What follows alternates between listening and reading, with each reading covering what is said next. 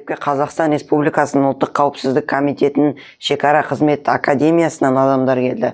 Олардың үгіт-насихаты маған өте қатты ұнады. Болашақта 11 сынып бітірген соң сол академияға оқуға түсуді жоспарлап отырмын.